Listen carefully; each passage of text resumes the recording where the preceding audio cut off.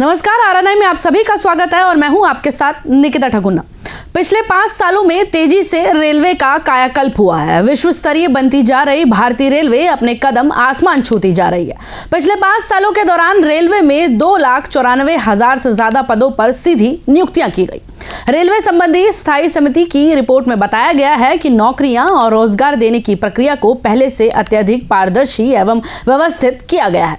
वहीं समिति के सभापति ने बताया कि अमेरिका, चीन एवं रूस के बाद भारत दुनिया का सबसे बड़ा रेल नेटवर्क है, जिसमें प्रतिदिन लगभग 2 करोड़ से ज्यादा लोग यात्रा करते हैं।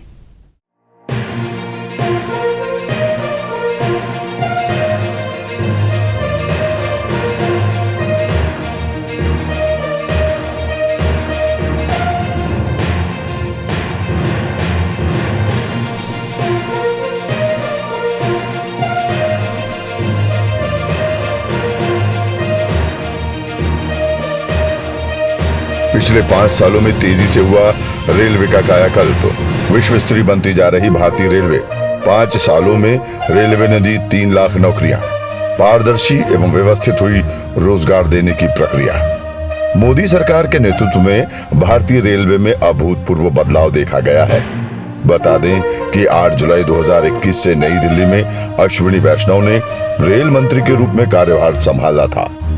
आर्थिक विकास को बढ़ावा देने के साथ ही कनेक्टिविटी में सुधार और मजबूत रेलवे नेटवर्क के लिए मोदी सरकार ने कई अहम और महत्वाकांक्षी योजनाओं की शुरुआत की है। पैसेंजर्स की सुरक्षा सुनिश्चित करने और ऑपरेशनल कैपेसिटी को बढ़ाने के लिए मोदी सरकार ने रेलवे के बुनियादी ढांचे में एडवांसमेंट पर फोकस किया है। पुराने उपकरणों को अत्याधुनिक तकनीक से बदल दिया गया है, जिससे रेल दुर्घटनाओं में भी काफी कमी दर्ज की गई, जिसकी वजह से रेलवे के समग्र सुरक्षा रिकॉर्ड में सुधार हुआ है। हाई स्पीड रेल का काम इन 5 सालों में बम्पर तरीकों से किया गया है।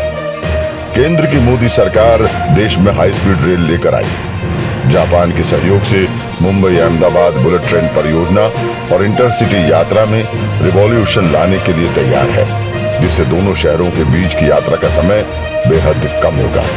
ये तकनीकी भारत की प्रगति के प्रति प्रतिबद्धता को प्रदर्शित करती है, साथ ही अंतर्राष्ट्रीय साझेदारों के साथ संबंधों में भी मजबूती प्रदान करती है। मोदी सरकार की डेडिकेटेड फ्रेट कॉरिडोर योजना मील का पत्थर साबित हुई। पश्चिमी डीएफसी और पूर्वी डीएफसी गुड्स को हाई स्पीड कॉरिडोर के जरिए सही तरीके से ट्रांसपोर्ट करने और मौजूदा रेलवे लाइनों पर भीड़ कम किए जाने के लिए डिजाइन किया गया है। पूरे देश में गुड्स ढुलाई की निर्बाध आवाजाही को सुगम बनाने के साथ ही अर्थव्यवस्था को बढ़ावा देने के लिए कॉरिडोर बनाया गया है। देश भर में मोदी सरकार ने रेलवे के बुनियादी ढांचों के विस्तार के साथ ही आधुनिकीकरण को भी प्राथमिकता दी है। कई विद्युतीकरण परियोजनाएं, नई रेलवे लाइनें और दोहरीकरण किए गए हैं, जो असंबद्ध क्षेत्रों को जोड़ने का काम करती है और मौजूदा मार्ग में भीड़ भाड़ को कम करती है। इसके साथ ही मोदी सरकार ने भारतमाला परियोजना और सागरमाला परियोजनाएं शुरू की है।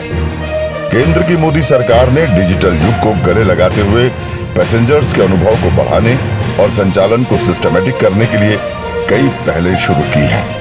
भारतीय रेलवे ने पर्यटन निगम की वेबसाइट, खान-पान और मोबाइल ऐप की शुरुआत से टिकट बुकिंग को आसान बना दिया है, जिससे टिकट काउंटरों पर फिजिकल एक्टिविटी की निर्भरता कम हो गई है। इसके अलावा रेलवे स्टेशनों को वाईफाई की सुविधा से लैस कर उन्हें डिजिटल हब में बदल दिया है।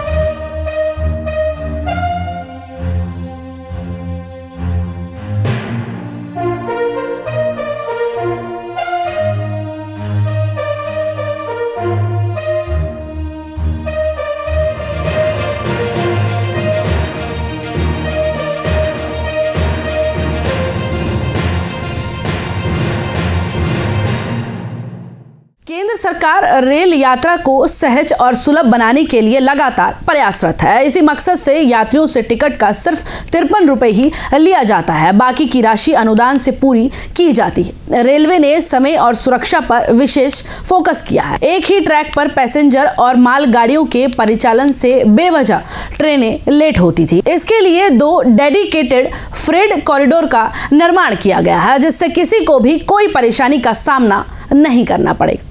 मेरे साथ आरएनआई में इतना ही। देखते रहिए आरएनआई न्यूज़। धन्यवाद।